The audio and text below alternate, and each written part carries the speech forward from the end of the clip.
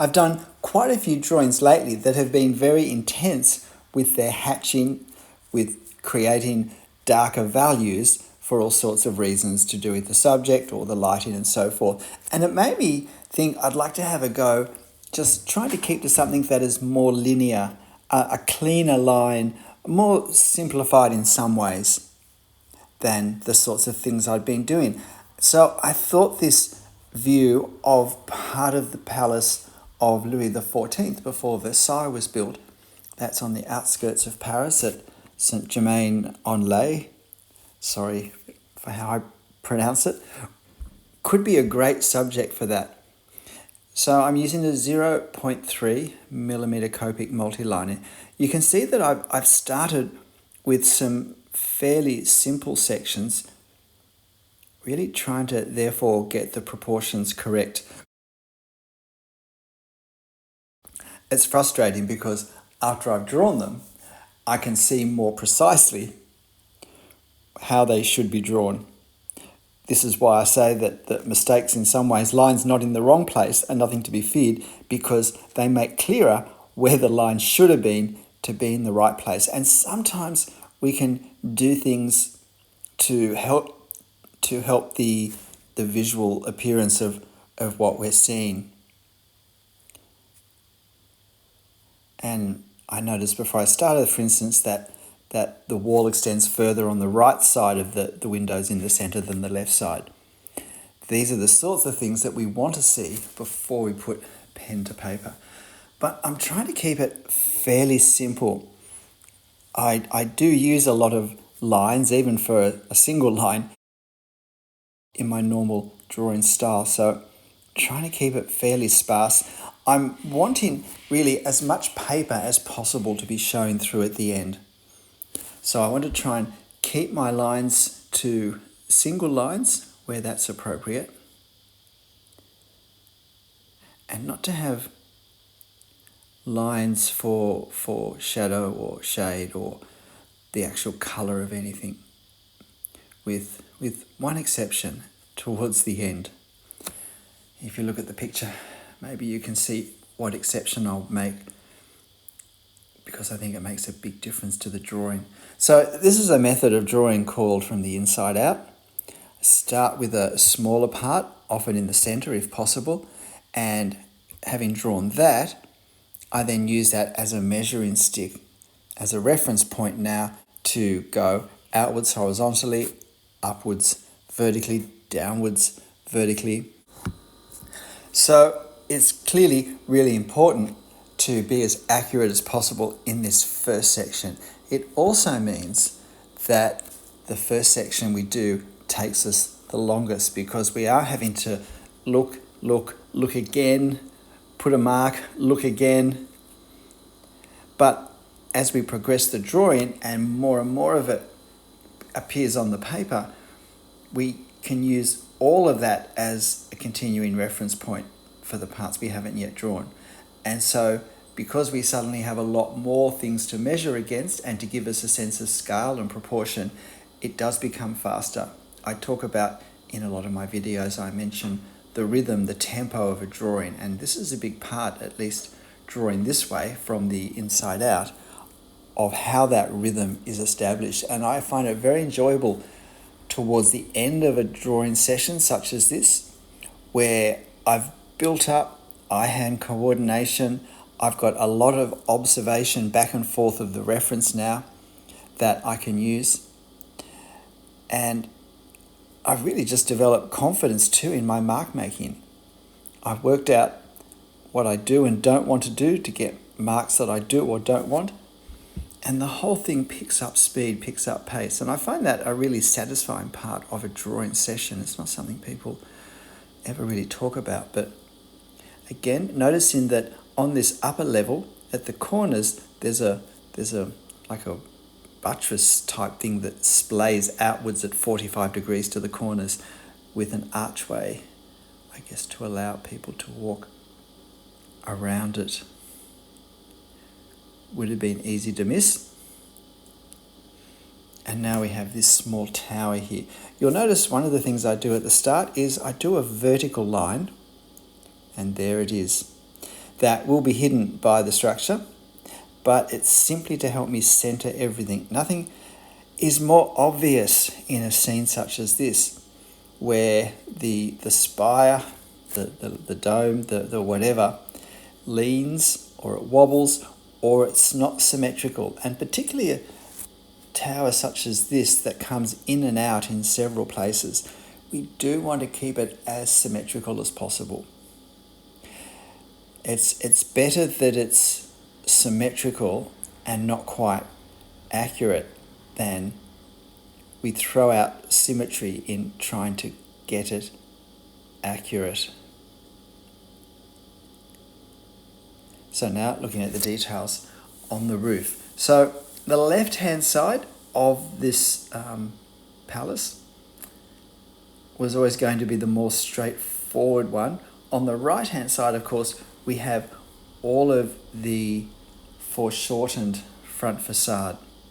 So there's long rows of arched windows that look pretty much the same as the ones on the extreme left, but they go right along the front of this palace. And so my aim will be to draw them and to get a sense of that foreshortening and of the detail and of the number of big arched windows that are there, without too many lines, without certainly too many unnecessary lines, because I don't want it to become this black mess. I still want paper to be showing through. So just finishing this last little domed half tower that's in the front. I don't know whether this was ever a castle to be protected. There is what looks like the remains of a moat around it, but perhaps that was decorative. So now I work out the width, and I work it out looking horizontally from whatever reference point I've got, rather than trying to measure the length of the diagonal. I find that's very hard to do.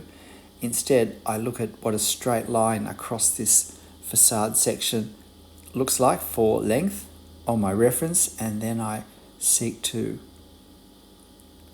reproduce that at whatever scale I'm drawing in relation to the reference.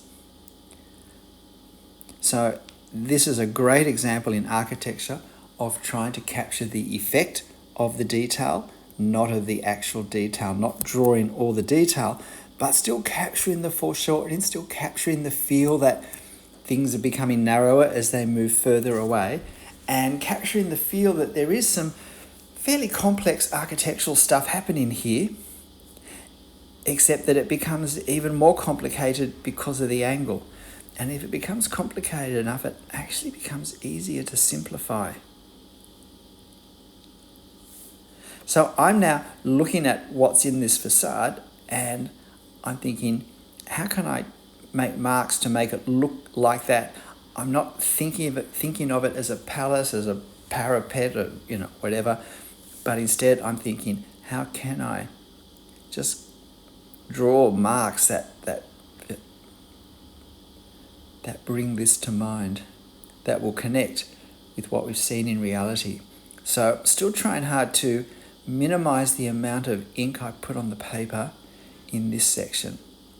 I'm certainly not going to do any hatching for shade or shadow or even for color in this section, except for behind the window panes.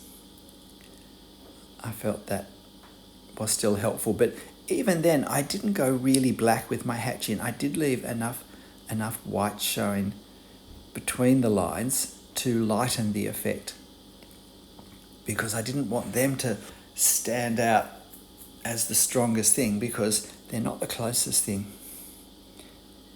So as I finish this section of the front facade, and the important thing here is that our perspective angles follow the fan shape. That is, they rise above eye level, whatever angle they're at slightly increases above the one beneath. So there is a figure who I think is really important to include, but because he's going to be used to give a sense of scale to the whole scene, it's important that I draw him accurately in terms of scale, that I don't make him too small, I don't make him too large. And so I spend a fair bit of time, but again, it really is more just a silhouette. I'm not trying to draw a man, I'm trying to capture the feel of how a man looks as he walks along. And we have these quite stunning trees, topiary, is that a word? Made into a topiary trees, these lovely dark green cone shapes. And this is the detail where I'm going to use hatching, is for these trimmed cone shaped trees, because they're such a stunning contrast, I think, to the building behind. And they also just stop the whole thing, I think, looking a bit washed out with all the white that we have there. Now, there is a lot of garden and there's lots of flowers.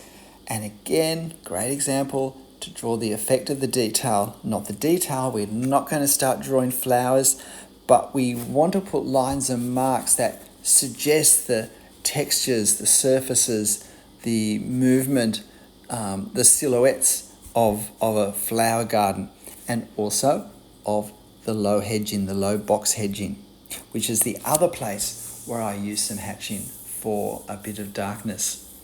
But not as dark as the cone-shaped trees, because although these are closer to us, they're right down the bottom, and I didn't want there to be this attention-grabbing thing right on the ground where it really is just gravel.